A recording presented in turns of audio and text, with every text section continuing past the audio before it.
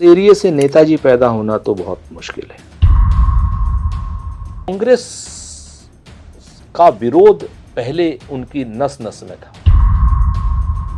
आप लोगों ने शायद देखा नहीं होगा कि जब अस्पताल से उनका जो पार्थिव शरीर था वो जब निकाला गया, कोई है मुलायम सिंह यादव। मुलायम सिंह यादव खांटी के समाजवादी नेता और उत्तर प्रदेश में सहित देश में करोड़ों लोगों के प्रेरणा स्रोत रहे हैं। जिन लोगों ने जिन्होंने समाजवादी पार्टी की स्थापना भी की, रक्षा मंत्री के पद के रूप में बड़ा अच्छा काम किया उन्होंने। वही थे, मुझे आपको याद होगा कि जिन्होंने जवानों के शहीद जवानों के जो बॉडी थी वो घर भेजने की व्यवस्था की थी, वरना उससे पहले तो उनकी टोपी आती थी। तो मुलायम सिंह यादव जी तो उन्होंने दलितों के लिए, पिछड़ों के लिए बड़ा उत्थान किया। नेताजी के बारे में थोड़ा और बताइए, कुछ कोई आपको ऐसा, क्योंकि आप जब वो मुख्यमंत्री रहे होंगे और उसके बाद जो है आप यहाँ विपक्ष की राजनीति करते रहे होंगे शुरुआत से, तो ऐसा कभी हुआ कि जो आज की राजनीति में हो रहा है ऐसा कभी उनके मुख्यमंत्री काल में बदले की भावना से या विपक्ष को इस तरह? कभी नहीं। वो शख्स डेमोक्रेट थे। कभी मुलाकात हुई आपकी? हाँ, अक्सर कई बार मुलाकात हुई। कोई किस्सा? किस्से तो देखिए, व्यक्तिगत किस्सों को क्या कहा जाए। अब जैसे एक बार 2010 की बात है, बड़ी छोटी सी बात है। एक शादी में मिले और शादी में मुलाकात हुई, बैठ गए, बैठा लिया उन्होंने। तो कहा कि भाई मुलाकात नहीं हुई तुमसे बहुत समय से, बताओ। तो हमने कहा क्या करें, आप लोग कुछ करते ही नहीं है, क्या करें बताओ। तो हमने कहा 2009 में अगर आपने एक अच्छा कैंडिडेट दिया होता, तो कहने लगे क्यों, दिया तो था। तो हमने कहा दिया कहाँ था, आप तो हमारे यहाँ से ले गए थे। कहने वो अमर सिंह ले आया था, वो नफीसा जोजफ थी जो, कहने अमर सिंह ले आया था। हमने कहा आपके यहाँ कैंडिडेट को कमी थी जी। तो कहने लगे किसको लड़ाते जी। तो हमने कहा भगवती सिंह जी थे। तो कहने लगे कि नहीं, वो तो उन्होंने मना कर दिया था। हमने कहा रविदास मल्होत्रा थे, कम से कम चुनाव हारते जी, लेकिन वोट तो ज़्यादा लाते, क्योंकि नफीसा जोजफ को शायद 50-60 हज़ार वोट मिले थे जी।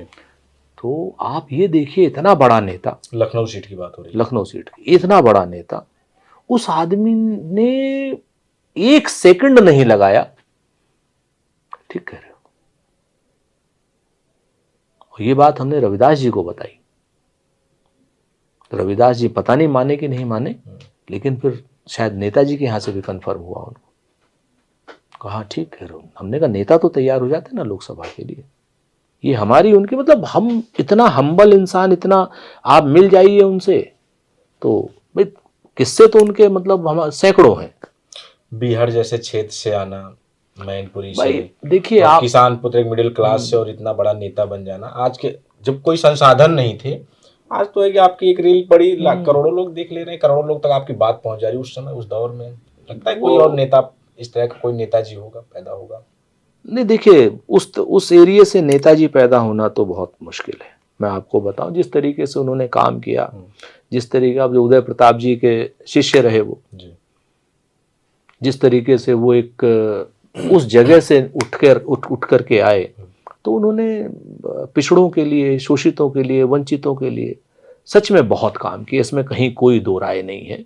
और हम लोगों को तो मुखालिफ राजनीति से वो आए, वो तो भाई सोशलिस्ट आंदोलन के प्रोडक्ट हैं, तो उसको लेकर, लेकिन उसके बाद भी जिस तरीके से उनकी सहजता थी, जो उनका काम था, और उसके बाद जब सांप्रदायिक राजनीति बढ़ी तो कांग्रेस का विरोध पहले उनकी नस नस में था, लेकिन जब सांप्रदायिक राजनीति बढ़ी है तो उनका विरोध सांप्रदायिकता से था। और सांप्रदायिकता को खत्म करने के लिए या कमजोर करने के लिए उनसे जो संभव हुआ वो किया। और उनका कद तो आप देखिए तब दिखाई दिया जब उनकी देहावसान हुई। उस समय सेफई में तिल रखने की जगह नहीं, ब्लॉक हो गया पूरा सेफई, पूरा 4 किलोमीटर हम लोग पैदल चले। आप लोग तो सेफई में पैदल चले, आप लोगों ने शायद देखा नहीं होगा कि जब अस्पताल से उनका जो पार्थिव शरीर था वो जब निकाला गया और ये जो आगरा एक्सप्रेसवे पे था, तो इतना बड़ा लोग बताते हैं कि इतना बड़ा काफिला कभी नहीं चला, लोग सड़क पे इस तरीके से कभी नहीं आए दर्शन करने के लिए। तो उनका कद जो था वो जब देहावसान हुआ उस समय बड़े बड़े लोगों की आंखें खुली।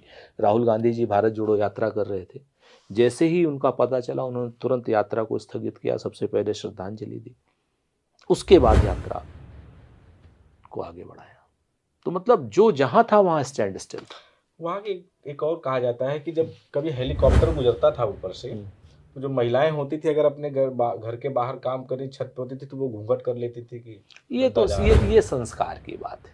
कहा जाता है कि उनको भाई ये तो लोग मानते इतना ये थे तो उनको। मानते थे उनको, जैसे मंत्री कहते थे लोग, तमाम तरीके के बड़े हंसी मजाक में किस्से बता देते थे। जैसे हम लोग अगर कभी मिलने गए व्यक्तिगत रूप से तो वो दूध पिलाएंगे, इटावा का लड्डू खिलाएंगे, उसमें तमाम किस्से बताएंगे। लेकिन मतलब और मंत्री के रूप में उनको मंत्री ही कहते थे लोग उस एरिया में। तो जो भी मंत्री उनको कहते थे वो इज्जत तो भाई घर परिवार में बड़े की ही इज्जत होती है। तो वो इज्जत तो उनकी वहां पर क्या हर जगह पे उनकी इज्जत थी।